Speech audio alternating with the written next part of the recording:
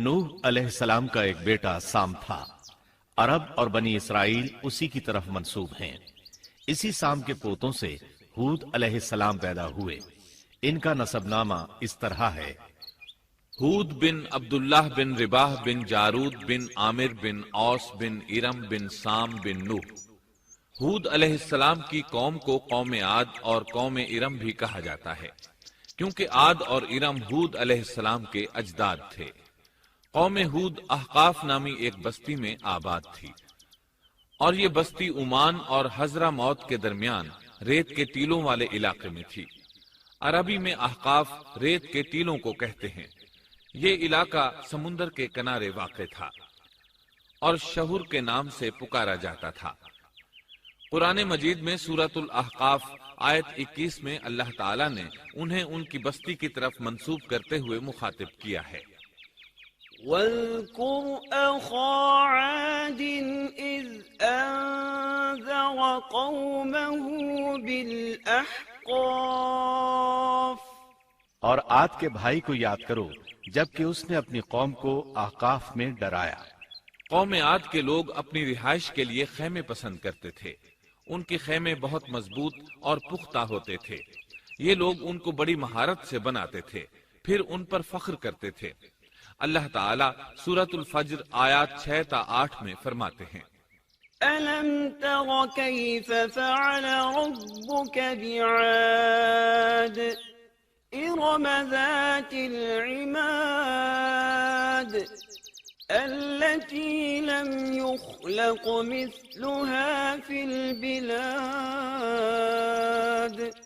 کیا آپ نے نہیں دیکھا کہ آپ کے رب نے عاد کے ساتھ کیا کیا، جو نسل ارم سے تھے، ستونوں والے تھے، جن کے مانند کوئی قوم دنیا کے ممالک میں پیدا نہیں کی گئی۔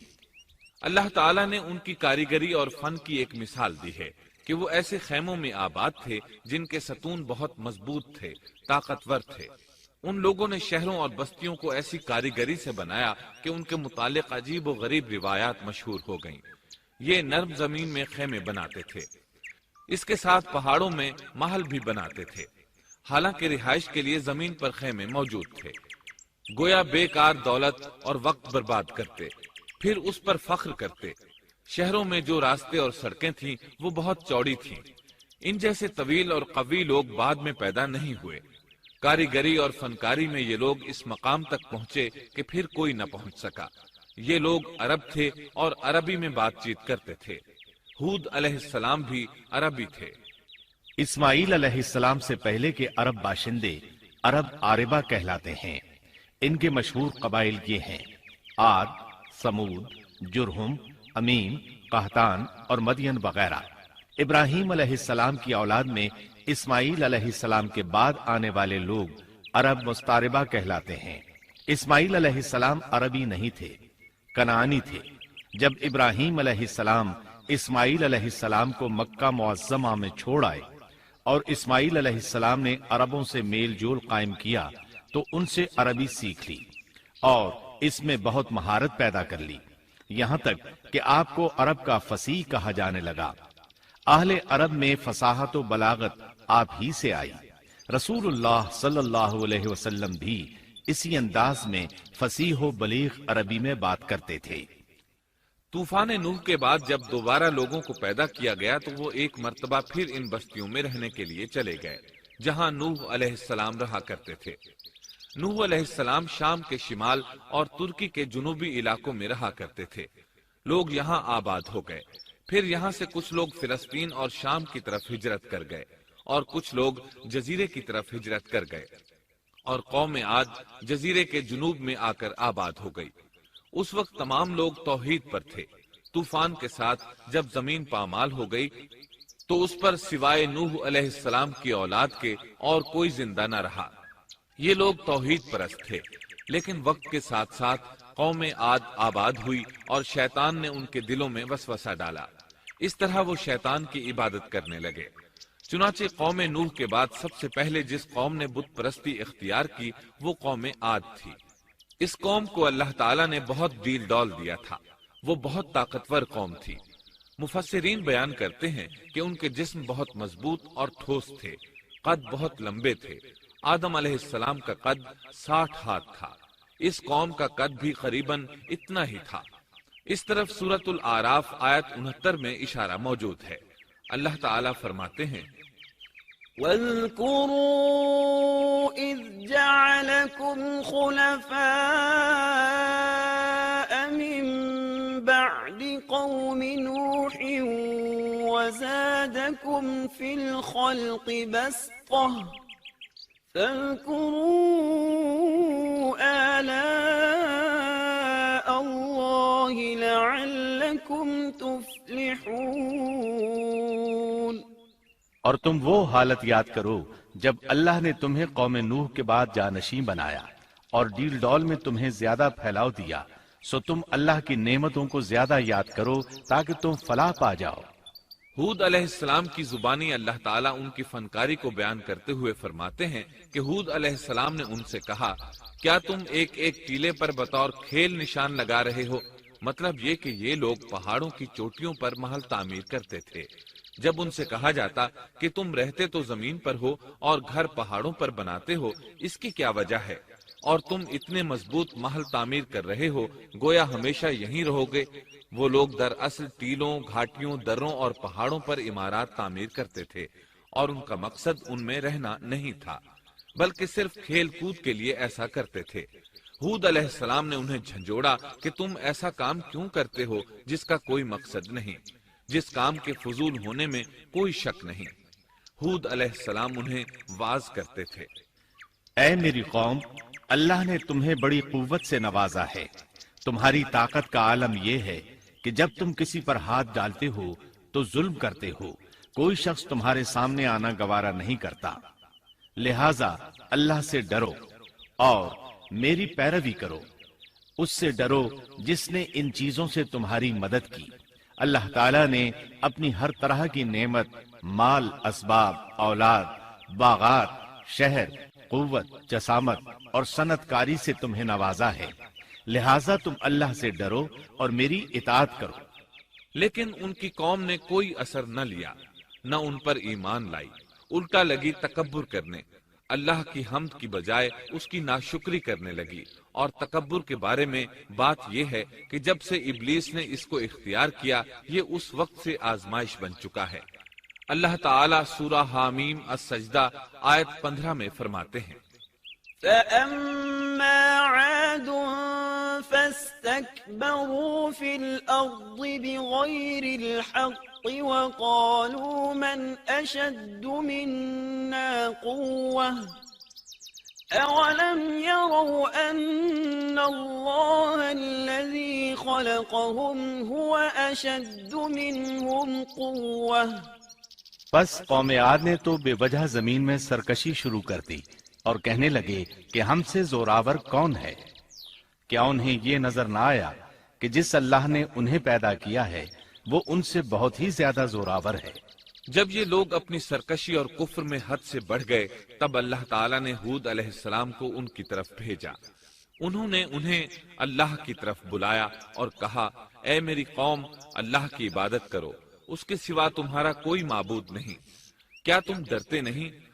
قوم کے کافر سردار کہنے لگے، ہم تو دیکھتے ہیں کہ تو نیری بے وقوفی میں ہے، ہمارے خیال میں تو جھوٹا ہے۔ اس پر ہود علیہ السلام نے فرمایا، میری قوم، میں بے وقوف نہیں، میں تو تمام جہانوں کے پروردگار کی طرف سے بھیجا گیا ہوں، تمہیں اپنے رب کے پیغامات پہنچا رہا ہوں، اور ہوں بھی تمہارا دلی خیر خواہ اور امانت دار۔ کیا تم اس بات سے تعجب کرتے ہو کہ تم میں سے ایک شخص کی معرفت، اللہ کا ذکر تم تک پہنچا کہ وہ تمہیں خبردار کر دے؟ تم اللہ کی اس نعمت کو یاد کرو کہ اس نے تمہیں قوم نوح کے بعد خلیفہ بنایا اور ڈیل ڈول میں تمہیں زیادہ پھیلاؤ دیا۔ تم اللہ کے احسانات کو یاد کرو تاکہ فلاح اور نجات پا جاؤ۔ ہود علیہ السلام نے اللہ کی عظیم نعمتوں کے ساتھ انہیں نصیحت کی، لیکن وہ بدبخت کفر ہی کرتے رہے۔ آخر انہیں جھنجھوڑنے کے لیے انہوں نے فرمایا، اے میری قوم، اللہ ہی کی عبادت کرو، اس کے سوا تمہارا کوئی معبود نہیں۔ تم تو صرف بہتان بازی کر رہے ہو، یعنی جن بتوں کی تم پوجا کر رہے ہو ان کی پوجا تم نے خود گھڑی ہے۔ اللہ تعالیٰ نے تو اس کے متعلق کوئی دلیل نازل نہیں فرمائی۔ میری قوم کے لوگوں، میں تم سے اس دعوت و تبلیغ کی کوئی اجرت نہیں مانگتا، میرا اجر اس کے ذمے ہے جس نے مجھے پیدا کیا ہے، تو کیا تم پھر بھی عقل سے کام نہیں لیتے؟ اے میری قوم کے لوگوں، اپنے رب سے گزشتہ گناہوں کی معافی طلب کرو، آئندہ گناہوں سے توبہ کرو، تاکہ وہ برسنے والے بادل تم پر بھیج دے اور تمہیں طاقت میں اور بڑھا دے، تاکہ تم گناہگار ہونے کے باوجود روگردانی نہ کرو۔ ہود علیہ السلام مسلسل انہیں دعوت دیتے رہے، لیکن وہ ظالم قوم نوح کی طرح ان کا مذاق اڑانے لگی اور کہنے لگی، ہمارے خیال میں تو بے وقوف ہے اور شاید تو ہمارے کسی معبود کے بڑے جھپٹے میں آ گیا ہے، تو ہمارے بتوں کو برا کہتا ہے، اس لیے ان میں سے کسی کی مار تم پر پڑی ہے، اسی لیے تو ذہنی مریض بن گیا ہے۔ وہ ظالم لوگ چونکہ آخرت پر ایمان نہیں رکھتے تھے اور دنیا میں خوشحالی کی زندگی بسر کر رہے تھے اور تھے بھی اپنی قوم کے سردار، اس لیے اپنے ماتحتوں سے کہنے لگے، یہ تو تم جیسا ہی انسان ہے، وہی کچھ کھاتا ہے جو تم کھاتے ہو اور پیتا بھی وہی کچھ ہے جو تم پیتے ہو۔ اب اگر تم نے اپنے جیسے انسان کی اطاعت قبول کر لی تو سخت خسارے میں رہو گے۔ کیا یہ تمہیں اس بات سے دھمکاتا ہے کہ جب تم مر کر خاک اور ہڈیاں بن جاؤ گے تو پھر زندہ کیے جاؤ گے؟ ہرگز نہیں، یہ بات امکان سے باہر ہے جس کا وعدہ تم سے کیا جاتا ہے۔ یہ زندگی تو صرف دنیا کی ہے، ہم مرتے جیتے رہتے ہیں، ہم پھر نہیں اٹھائے جائیں گے۔ یہ تو وہ شخص ہے جس نے اللہ پر جھوٹ باندھا ہے، ہم اس پر یقین کرنے والے نہیں۔ ہود علیہ السلام انہیں دعوت دیتے رہے، یہاں تک کہ ان کی قوم نے واضح طور پر کہہ دیا کہ آپ ہمیں واز سنائیں یا نہ سنائیں، ہم تو اپنی روش نہیں چھوڑیں گے، یہ تو پرانے لوگوں کا دین ہے۔ اس طرح قوم انہیں مسلسل جھٹلاتی ہی رہی۔ آخر ہود علیہ السلام نے بھی انہیں کھلم کھلا دھمکی دی اور فرمایا، لوگوں سنو، میں صرف تمہیں ہی نہیں اللہ کو بھی گواہ بنا کر اعلان کرتا ہوں کہ اللہ کے سوا جس کی عبادت ہو رہی ہے میں ان سب سے بری طرح بیزار ہوں۔ اب تم ہی نہیں اپنے ساتھ اوروں کو بھی بلا لو اور اپنے ان سب جھوٹے معبودوں کو بھی بلا لو، اور تم سے جو ہو سکے مجھے نقصان پہنچا دو، مجھے کوئی مہلت نہ دو، نہ مجھ پر ترس کھاؤ۔ یہ فرمانے کے بعد انہوں نے اللہ سے دعا کی، رب انصرنی بما کذبون، اے پروردگار ان کے جھٹلانے پر تو میری مدد فرما۔ اللہ کی طرف سے آپ کو جواب ملا، یہ تو بہت ہی جلد اپنے کیے پر پچھتانے لگیں گے۔ اللہ کے نبی کا انکار کرنے، اس سے بغض رکھنے اور اس کا مذاق اڑانے والوں کا انجام کیا ہوا؟ اللہ نے انہیں ایسے زناٹے کی آندھی سے تہس نہس کیا کہ جس کی تاریخ میں مثال نہیں ملتی۔ اللہ نے ان سے بارش روک لی، اس سے خشک سالی کی کیفیت پیدا ہو گئی، درخت اور پھل ختم ہو گئے، وہ لوگ بارش کی خواہش کرنے لگے۔ اسی حالت میں ایک دن اللہ نے انہیں عذاب دینے کا ارادہ فرمایا۔ انہوں نے دیکھا ایک سیاہ بادل ان کی طرف بڑھ رہا ہے، خوشی سے اچھلنے لگے، کہنے لگے یہ بادل ہم پر برسنے والا ہے، جبکہ ان کا خیال غلط تھا۔ دراصل ابر کی صورت میں یہ وہ قہر الہی تھا جس کے آنے کی وہ جلدی مچا رہے تھے۔ وہ عذاب ان کی بستیوں کی تمام چیزوں، پھلوں، خیموں، درختوں کو تہس نہس کرتا ہوا آیا۔ اسے اللہ کا یہی حکم تھا۔ آندھی اس قدر زبردست تھی کہ پہاڑوں پر ان کے تعمیر کردہ محلوں تک کو اڑا لے گئی۔ مجرموں کا یہی بدلہ ہے۔ اللہ تعالیٰ سورۃ الزاریات آیت 41 اور 42 میں فرماتے ہیں، وفي عاد إذ أرسلنا عليهم الريح العقيم ما تذر من شيء أتت عليه إلا جعلته كالرميم۔ اسی طرح عادیوں میں بھی ہماری طرف سے تنبیہ ہے، جبکہ ہم نے ان پر خیر و برکت سے خالی آندھی بھیجی، وہ جس چیز پر گرتی تھی